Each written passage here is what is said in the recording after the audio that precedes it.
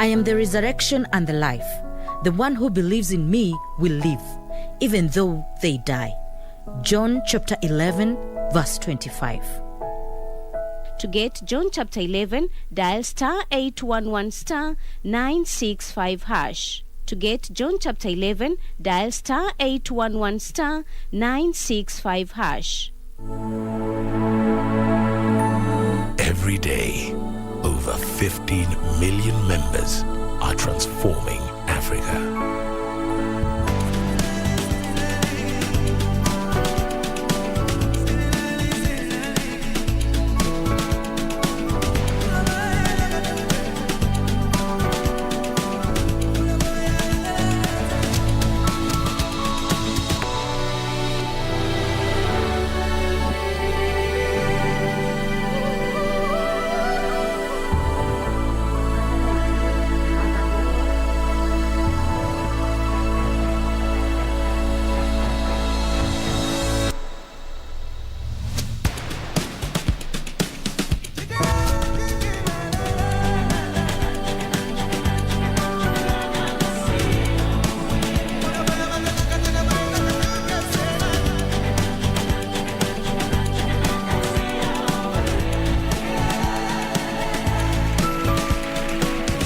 $15 million members, empowered to learn, to grow, to harvest, to lead, to dream.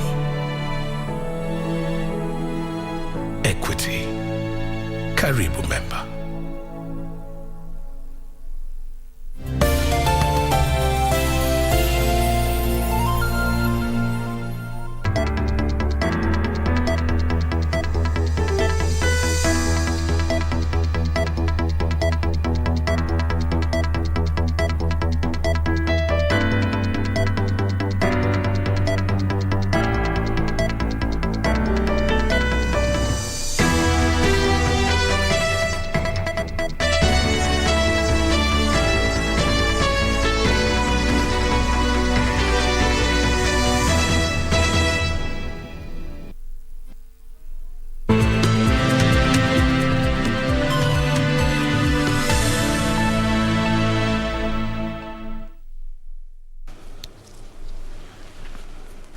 It's 1 p.m. East African time. Good afternoon. This is KBC Lunchtime News. Thanks for making time. My name is Njue, and our sign language interpreter for this live newscast is Lensa Odingo. You can be part of the conversation through our various social media spaces as we are live on Facebook, on YouTube, and also on Twitter. Straight to the news, we begin at the coast, where Coast Regional Commissioner John Elungata says security apparatus in the coastal region are well prepared for the August 9th general election. The commissioner, who was accompanied by the Regional Police Commander Titus Karori, called on the political class to avoid divisive politics and preach peace. Yusuf Farah begins our live coverage with that story. Coast Regional Commissioner John Elungata said security officers in the region are keen to ensure calm prevails throughout the electioneering period. Let our politicians walk around, look for votes, do what, but they should not allow a situation to develop which will lead to tension, panic, death, or suffering of our people. Sentiments echoed by the Regional Police Boss Titus Karuri, who said their authorities will provide a secure environment for all Kenyans to exercise their democratic right, cautioning the political class against hate-mongering. Tumeshamaliza mapping na deployment yetu ya officers wale watakava all the polling stations, even here in Tana River, in Lamu, everywhere. And it is the same around the country. This even as the National Cohesion and Integration Commission called on locals in Kisii to always maintain peace. The area commissioner Dorcas Kidogo criticized members of the political class for pitting their voters against each other, saying this may lead to violence. Watu ambapo wanajaribu ama wanasiasa mnapojaribu kutumia hawa wananchi wa chini, tungewaambia kwamba wapatieni maisha yao, jueni kwamba kuna maisha baada ya kura, kwa sababu hata mkifanya hivyo na wakufe, nani watawapigia kura jameni? Kesho pia watakuwa na kikao ya kina mama, na pia siku hiyo ingine Wednesday watakuwa na kikao na various actors, peace actors within the county. Mr. Farr reporting for Lunchtime News. From the coast to county number 14, where a section of residents in Embu town are crying foul over heaps of garbage in the area that have remained uncollected for months.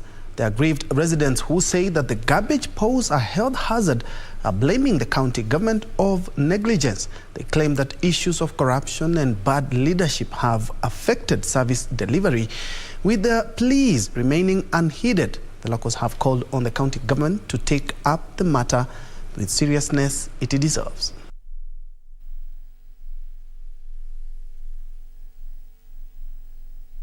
Punda ndiye inakuja kuokota takataka, na hiyo punda inahesabiwa kama mtu. Ati ni mtu ameajiriwa, lakini ni punda. Na tinga ilinunuliwa ya kuwa inaokota takataka. Sasa badala ya tinga ni punda, na hiyo punda inalipwa mwisho ya mwezi kama binadamu, ama kama hiyo tinga.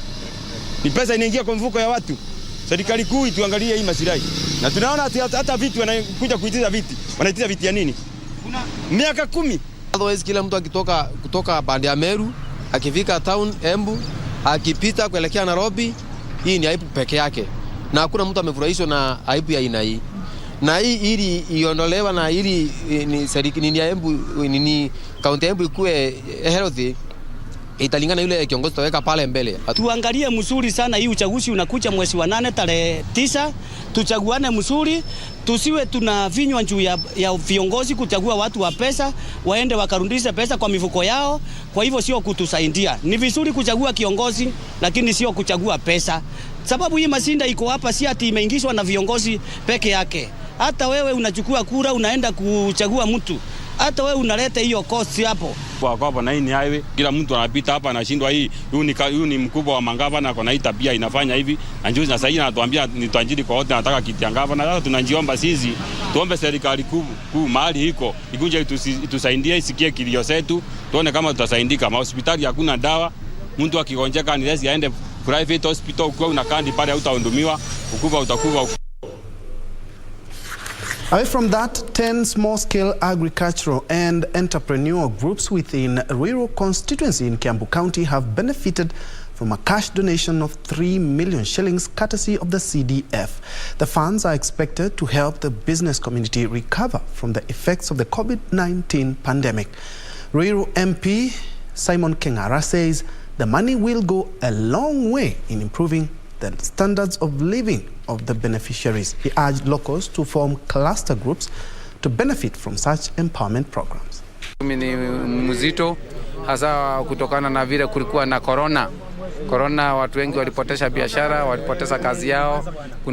Kuna wale wawekezaji wadogo wale wanatembeza mali kwa mikono. Mumeona tumewafadhili kulingana na uwezo wetu. Hiyo pesa itatunufaisha juu tutakaa chini juu tuko na zingine na zote tunaweka kwa account. By the end of the year tunakaa chini, tunajipanga kama ni shamba tuta agree tununue.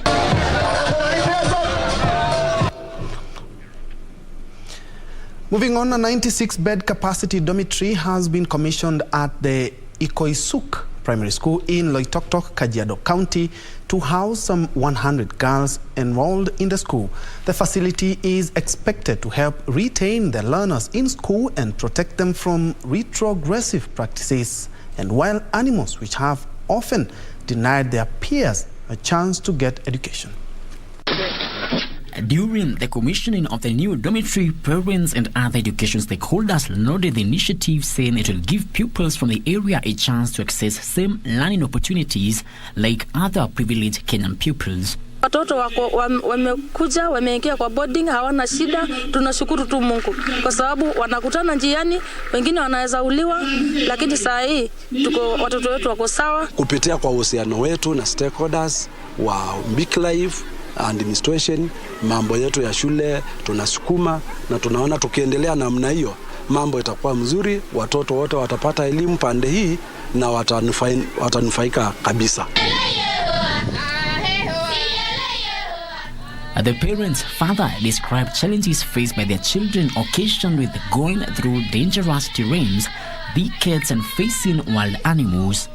Watoto wanatoka mbali wakikuja shuleni, lakini ndovu iko kila mahali. Kwa ajili ya hii kiangazi, ndovu imekuwa kila mahali ikitembea. Ndovu utawapata hata kwenye mchana tu, watoto wakiwa shuleni wakizunguka.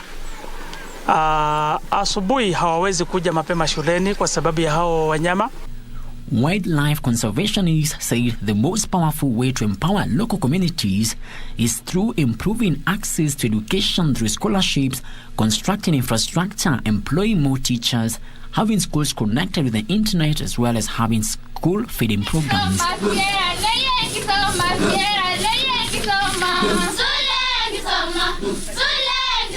Is it now? There are 441 actively sponsored students on full Big Life Scholarships program since it began in 1997.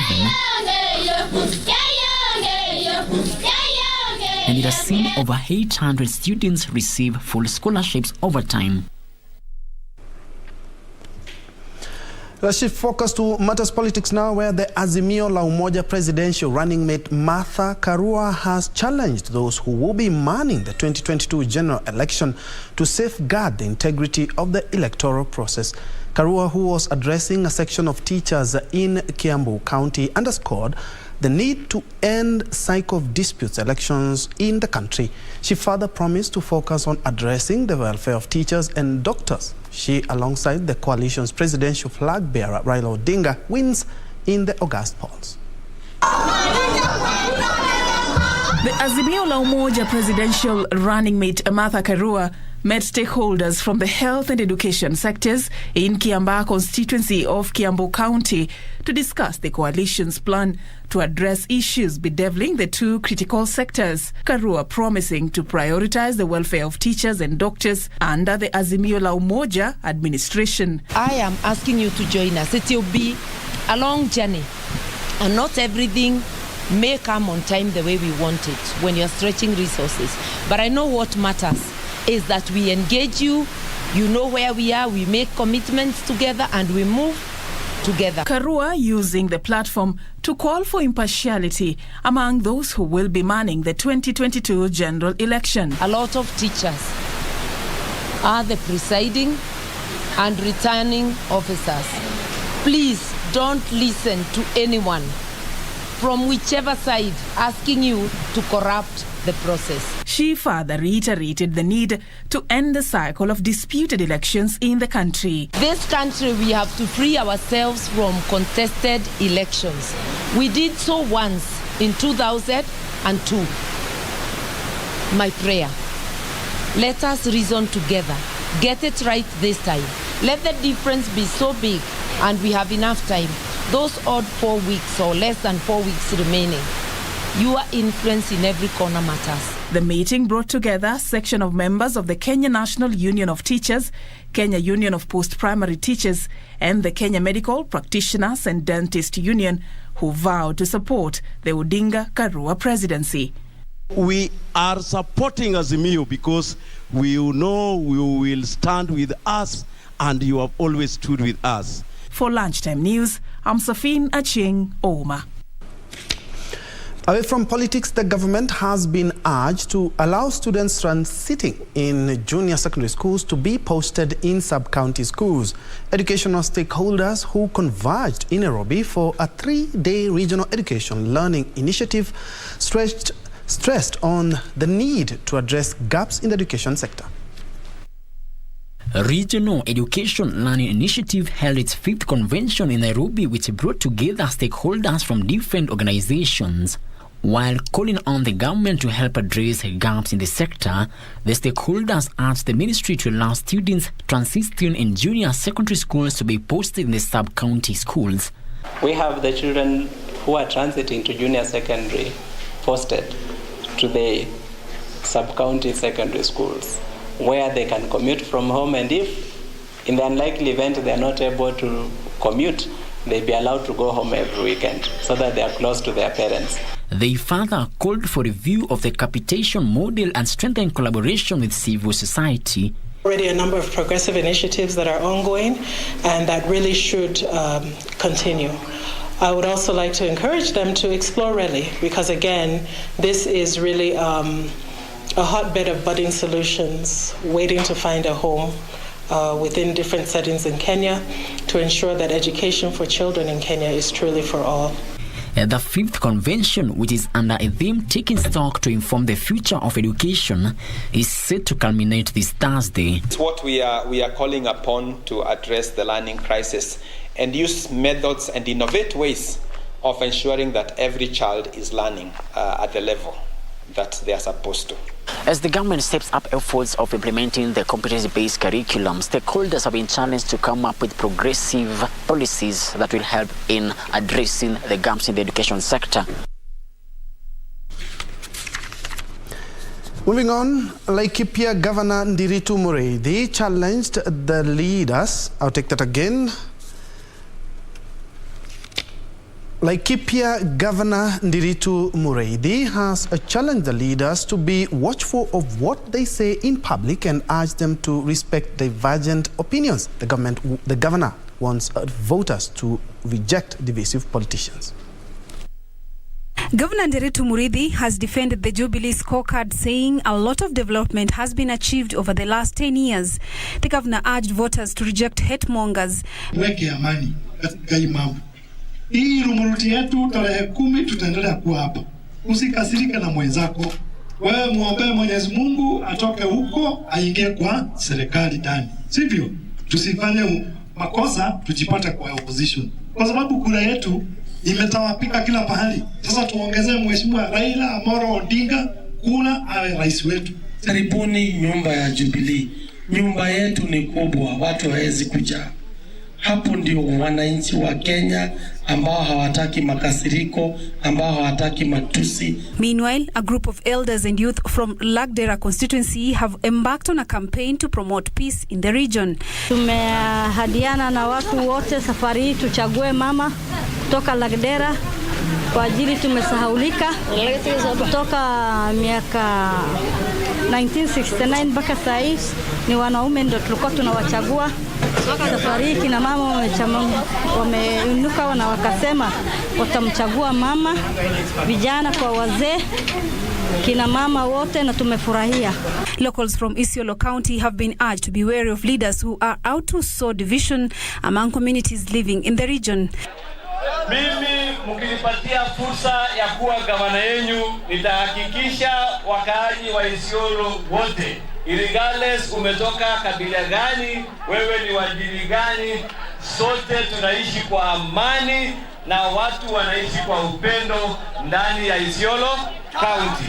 The Jubilee Party team has also called upon electorate to elect leaders who already have a good relationship with the government of the day. Hii serikali itawafanyia kazi.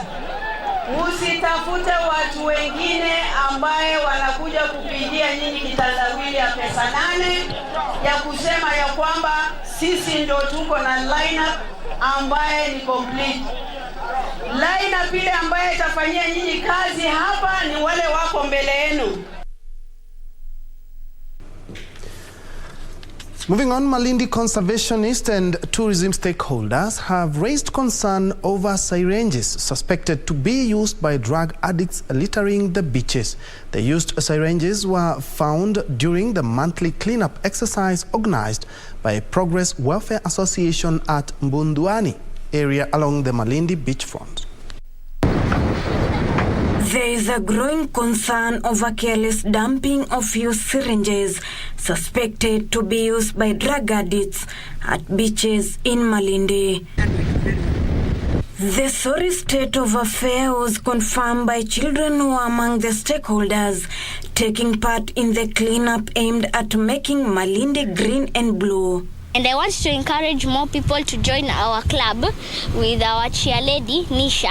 She helped made a club called Malindi Blue and Green, and we want to encourage more people to come to this club so we can make an environment the better. Sebastian Mosia, the chairman of the Malindi Tourist Market, said it was unfortunate that syringes and all sorts of plastics could be dumped on the beach, which is a tourist attraction area. Ningeomba huo uchafu uweze kusimamishwa, usiendelee kwa ajili ya wageni wetu, hata sisi wenyewe.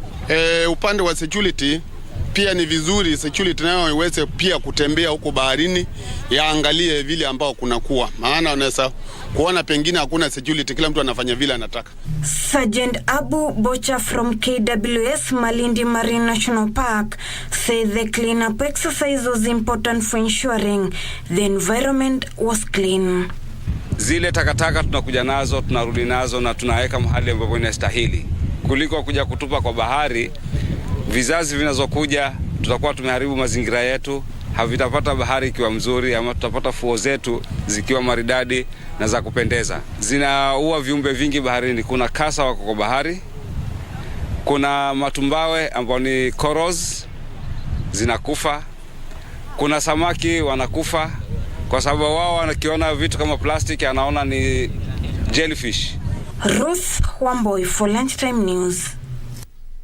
And still on the environment, Kenya Water Institute has announced the construction of a campus in Kyuso, Mwingi North, Kitui County at a cost of 1.7 billion shillings. The campus is set to provide sustainable water solutions in the area through applied research.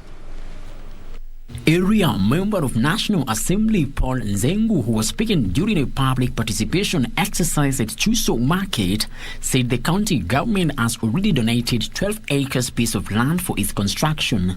The campus, which will be run by the Kenya Water Institute, will provide training venues for seminars and workshops aimed at maintaining standards in the water and sanitation sectors. Angalia maneno ya hii ndoto kukamilika, lakini ndio ikamilike, kuna kazi ambayo inahitajika, kuna pesa ambayo inahitajika kwa kufanya ile ujenzi ndio ikue ujenzi ambao unafaa. Ma architect ama wachoraji wamekuwa hapa, wametuonyesha picha ambayo ni kuonyesha vile campus itakuwa. Ni campus ambayo itagharimu pesa mingi, takriban zaidi ya bilioni 1, lakini tuna imani ya kwamba hiyo pesa itapatikana. The campus will also provide sustainable water solutions in the area through applied research. Already we have a campus in Kitui town, but tumeona kama we can't reach the vast populace of this region, and therefore it is imperative that we come to this other part of Kitui so that we reach a diverse and the vast populace of this particular county. Kiwi Director Riaga Kennedy said the institution is working towards the realization of goals of expanding the facilities to other water-scarce areas within the country. Frederick Mwoki for Lunchtime News. Let's now reshift our focus to education matters. At least 30,000 bright but needy students or learners in Kisumu County have benefited from over 51 million shilling scholarship and bursaries from the county government. The money is the last tranche of funds to be allocated by the county from the education kitty in the previous financial year. This brings to a total over 205 million shillings, the amount released to the needy students in secondary, colleges and universities in the financial year 2021-2022. Kisumu Deputy Governor Dr. Matthew Sowili, who presided over the event, urged the youth in the county to take advantage of vocational institutes near them to gain skills and beat the unemployment menace. We are striving to establish the test at least one vocational training center per ward to to bring the training closer to our residents. We urge the youth to enroll in vocational training centers near them, since the county guarantees partial payment of applicable fees of 15,000 Kenya shillings. The DJ reiterated the county government's commitment to improving the education sector, having invested heavily in early childhood learning. On ECD, ladies and gentlemen, Kisumu County has been blazing the trail as well with a firm foundation on this particular sector.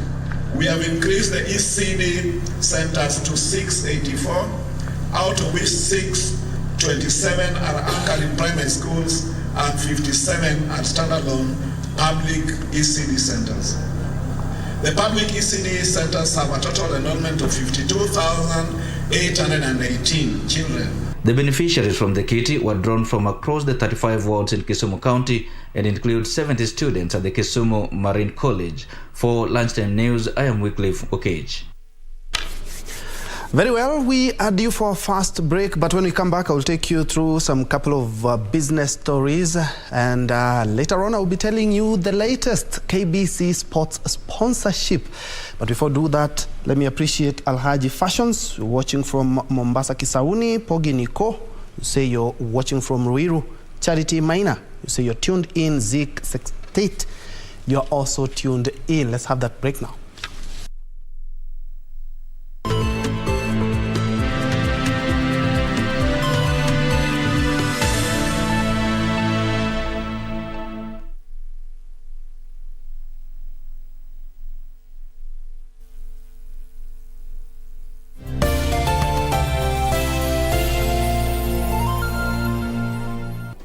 Do you have a news story to share with KBC? Get in touch swiftly on email news@kbc.co.ke or call 0723-892-654 or 0734-780-124.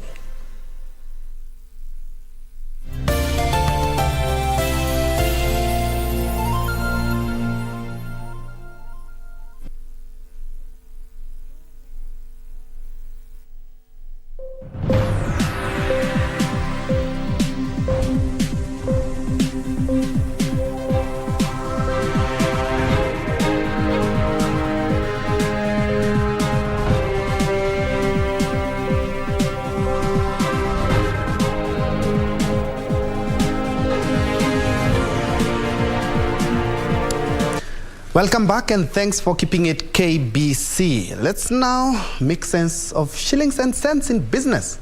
Farmers in arid and semi-arid regions have turned to agronomy to remain afloat as a record-breaking drought wrecks their animals and crops. Experts are now training pastoralists on crops that help retain soil moisture and act to minimize soil erosion. And as Hibak Said narrates, farmers like Kennedy Ngoma are now enjoying the fruits of investing in indigenous crops that have improved their food security and nutrition.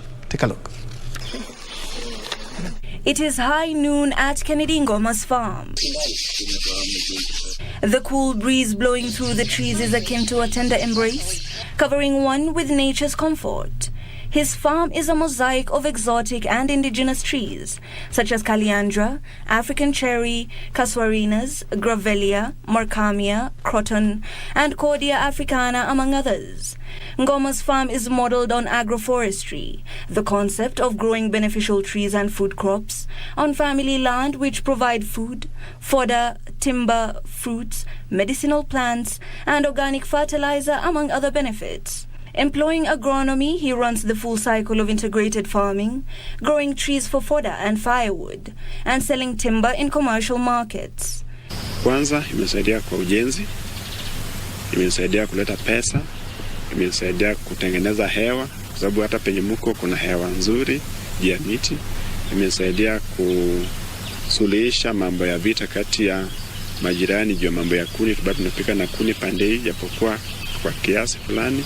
Ngoma is urging farmers to use natural cropland management techniques of preserving the delicate soil, such as covering crops, mulching, crop rotation, and compost management. So far, the farmers who have taken up agronomy in this project have also planted in excess of 500,000 indigenous and exotic trees that help in nitrogen production and soil management.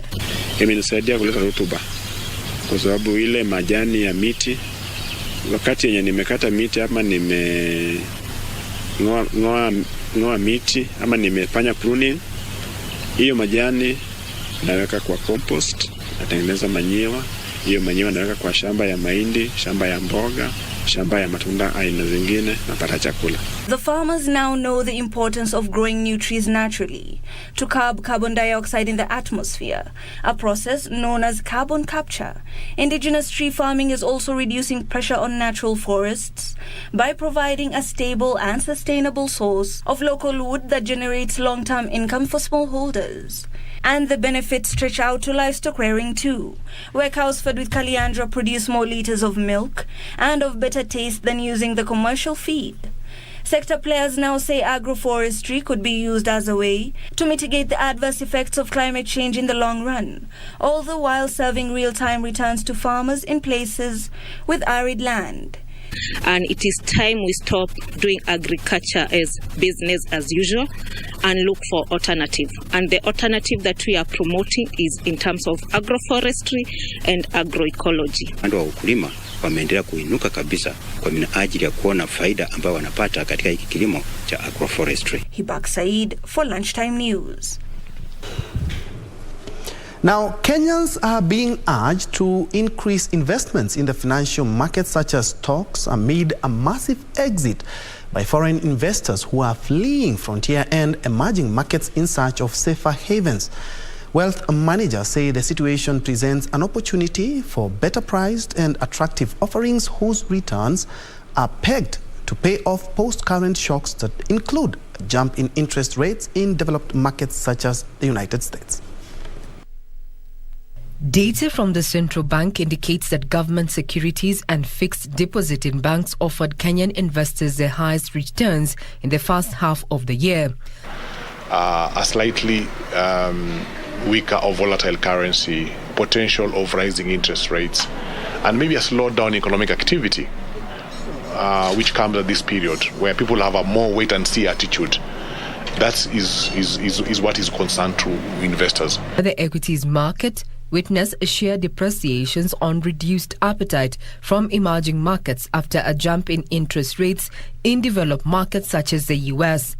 So they remain in very liquid cash-related assets or securities short term for them to sit out the next couple of months as they see how the country transitions through this slightly difficult economic period. Investors' wealth at the Nairobi Securities Exchange shrunk 26% in the first half, wiping out 653.7 billion shillings of shareholders' fortune. Notwithstanding, wealth managers say the time is nigh for local investors to increase their investment in the financial market. Fundamentally, the companies listed there, nothing has changed negatively.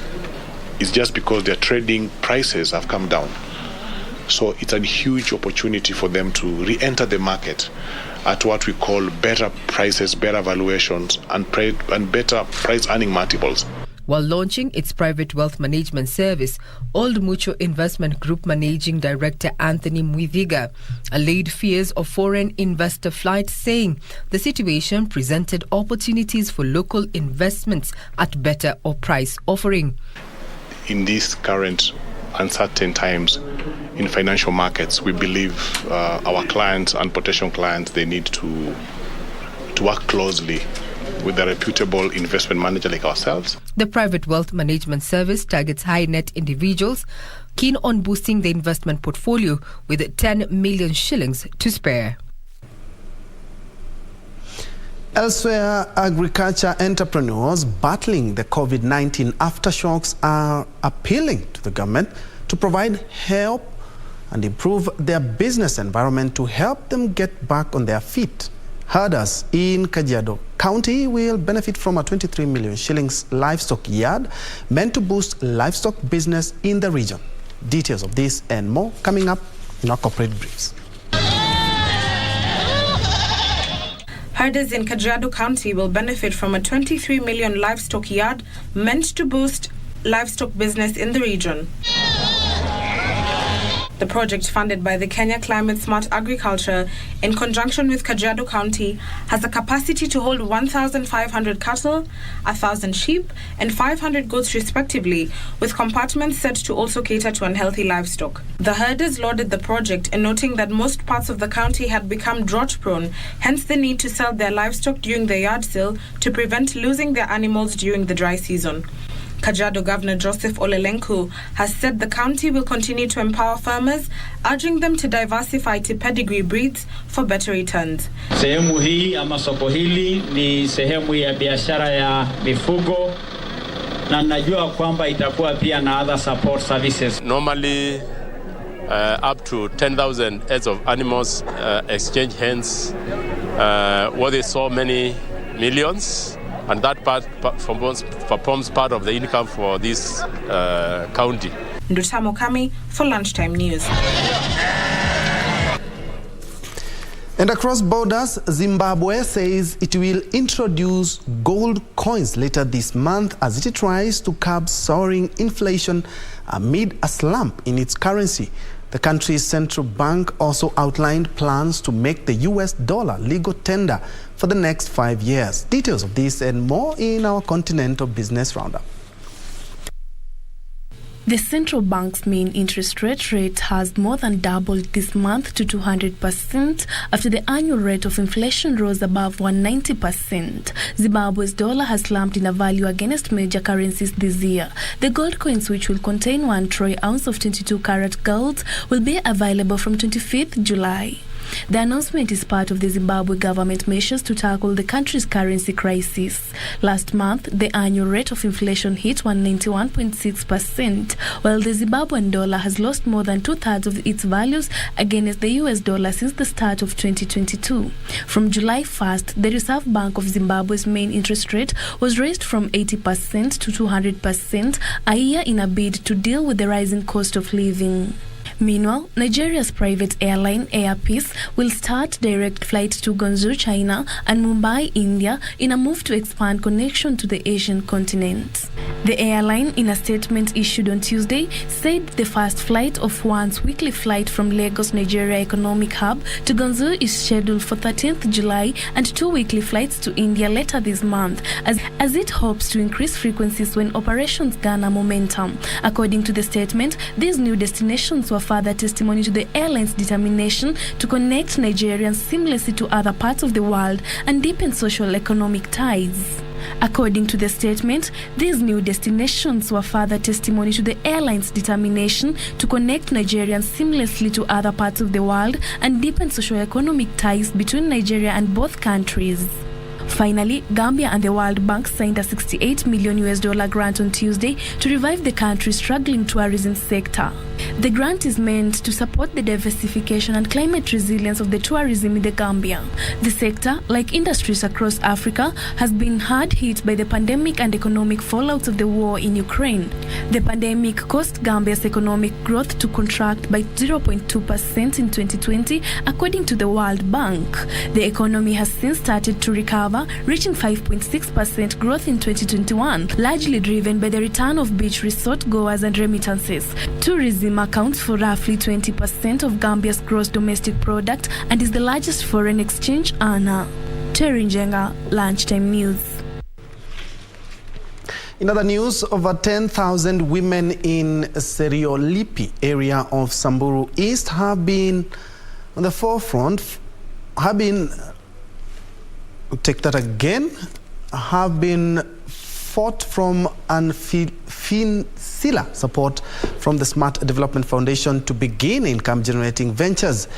The foundation's CEO, Robert Lemeketo, said they are targeting to financially empower women from mainly marginalized communities to be self-sustaining. Hivi karibuni mfuko ya mama itakuwa na pesa. hivi karibuni mama hatakuwa na njaa, mama hatakuwa maskini, mama hatakuwa na maji, mama hatakuwa na vitu zingine zote ambaye inastahili kuonekana. Msamburu live a dignified, especially a Samburu woman. A Samburu woman lives a dignified life.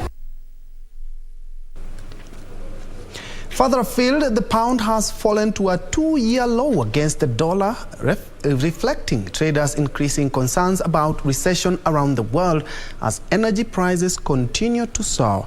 The Bank of England has warned that its effect on the economic outlook for the UK in the last few weeks has deteriorated materially, and the sterling could fall even further after predictions of economic stagnation and as inflation soars. Here are the details of this and other stories from across the globe. The sterling is continuously weakening as global markets worry about UK's economic growth. London stock markets have fallen drastically this week, but the UK government says the dip is not a significant factor in the pound's fall. Energy and fuel costs are rising rapidly around the world, pushing up prices in general more quickly. However, the Bank of England says UK banks are in a position to weather even a severe economic downturn.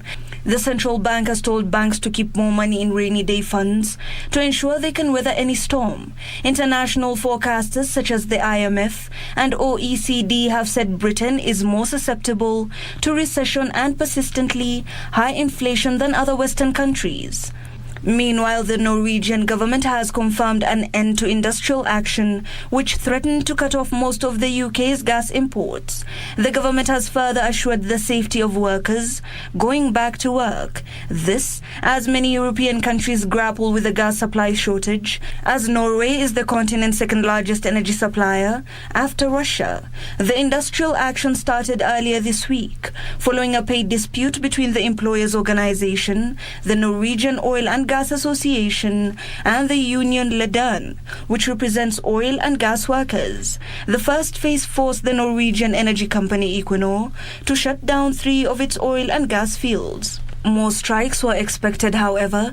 The government finally intervened. Finally, the American crypto lender Voyager Digital has filed for bankruptcy a week after the crypto lender suspended withdrawals, trading, and deposits to its platform as it sought additional time to explore strategic alternatives. The New Jersey-based company estimated that it had more than 100,000 creditors and somewhere between $1 billion and $10 billion in assets and liabilities worth the same value. In the past week, Voyager said it had issued a notice of default to Singapore-based crypto hedge fund 3 Arrows Capital for failing to make required payments on a loan of 15,250 Bitcoin worth approximately $324 million and $350 million worth of USDC. Hibak Saeed for Lunchtime News.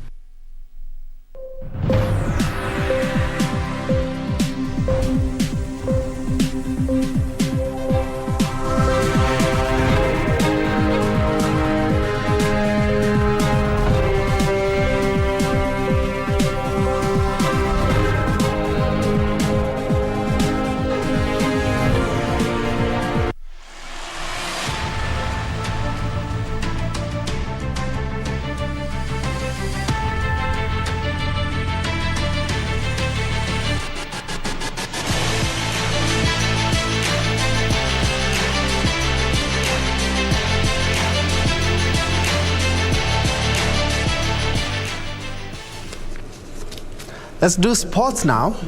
Kenya Broadcasting Corporation Acting Managing Director Samuel Maina has promised that KBC will be at the forefront in supporting different sporting activities with the aim of giving a chance to every sportsman and woman.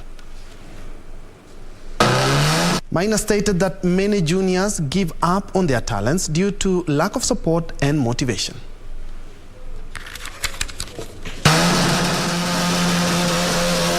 Speaking during the unveiling of sponsorship to 4 rally drivers by KBC, Acting Managing Director Samuel Maina called on more women and young talents to join rally due its fast rise in pace in the country. We launched the sporting event for KBC. We have about 8 of them for the whole of from now to next year. So this is a sporting house as a as well as a broadcasting house. Lioness Rally founder and driver Lisa Christopherson and KBC News anchor Paul Njue hailed the support from KBC. We appreciate the partnership now we've gotten into with KBC, and just you have mentioned, we have more rallies that are aligned for us, like 14 of them, and I believe now because of the partnership, we are going to fly the flag high of KBC, and we are going to rally under KBC. And I have to say thank you, KBC. We are so proud to be partnered with you. We're coming up with the slogan that women here are driving for change, supported by KBC. During the rally cross, Team KBC will be represented by 4 drivers. George Joroge will participate in the champions category, John Gogi in the veteran category, while Paul Njue and John Kadivani will compete in the lady driver and junior categories respectively. Being a rookie racer and starting out recently with my first autocross event, I just passed up a few weeks ago. This will be my second event, and KBC, I really want to thank you for this opportunity. And this actually goes to show that you guys are really supporting the youth within motorsports. The rally cross will be held on the 9th and 10th of July in Machakos County. For Lunchtime News, I'm Daniel Mwendwa. Truly your true sports partner. Elsewhere, former Football Kenya Federation President Nick Mwendwa has had his charges dropped by the Director of Public Prosecutions. Through the Office of the Director of Public Prosecutions, the government has withdrawn all charges against the former Football Kenya Federation President. Mwendwa has been a wanted man since he was ousted from office last year on allegations of massive embezzlement of money at FKF. He resigned from his post last year, the government instituting a caretaker committee to oversee football issues in the country.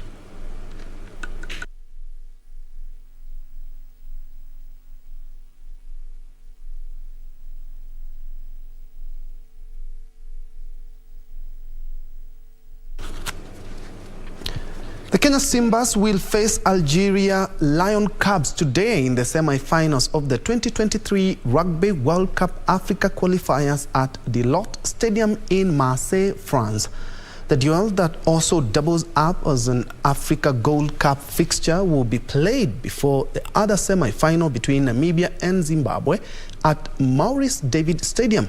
Kenya defeated Uganda Cranes 42-7 to set up the meeting with Algeria, who beat Senegal 35-12 on Saturday.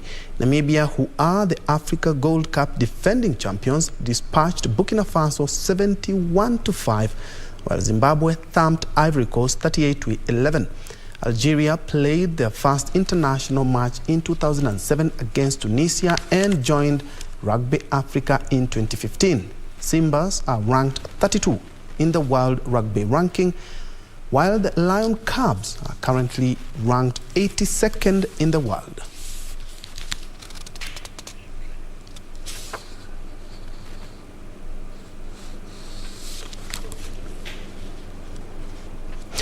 Moving on, national women volleyball team Malkia Strikers are in the second week of training in Brazil ahead of the World Championships, which will be held in Netherlands and Poland in September. Kenya has been drawn in Pool A for the World Championships and will face host Netherlands, Puerto Rico, Belgium, African rivals Cameroon and Italy. The first match will be against the host on the 23rd of September. Head coach Paul Bitok says with the technical support provided, the team is ready for the World Championships.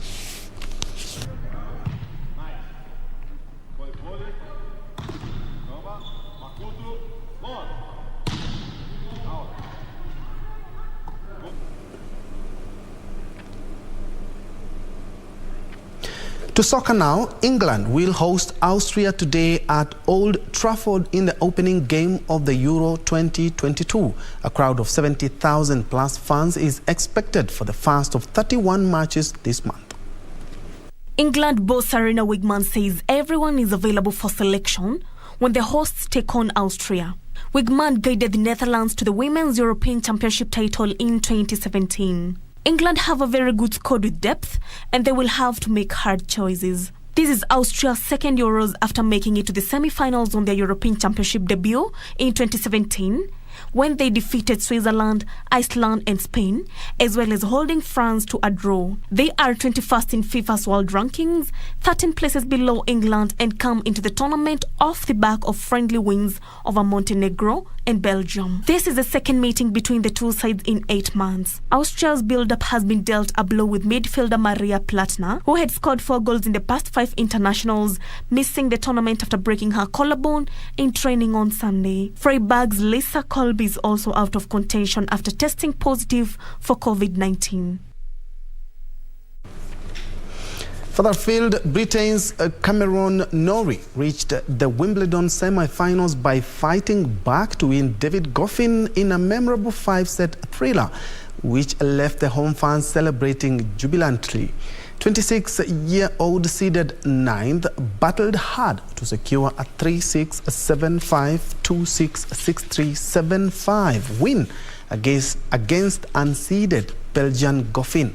Norrie is the first British man to reach the Wimbledon singles semi-final since Andy Murray in 2016 and the first British player since Johan Konta in 2017. Norrie will now contest his first Grand Slam semi-final meeting against defending champion Novak Djokovic on Friday.